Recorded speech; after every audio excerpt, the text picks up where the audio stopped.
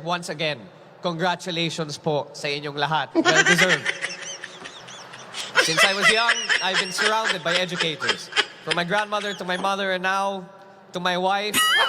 Bear in mind, speech to ng tatay ko.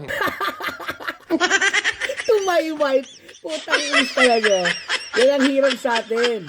Kapag hindi natin iniisip o nasa puso natin ang sasabihin natin at umaasa lang tayo sa mga sinulat ng ibang tao, ganyan ang kinalalabasan.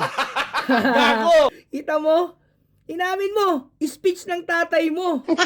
Ibig sabihin, wala kayong pakialam sa ordinaryong Pilipino. To my wife, anak ng patuwa sa manok.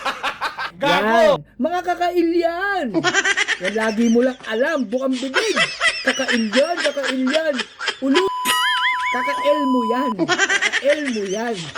Hanip, ibang klase talaga. Kaya talaga, sabi nga ni Auntie Claire, manang-mana sa mga henerasyon, sa mga tinuturo simula sa lolo hanggang sa apo. Puro plastic, kunwari makatao.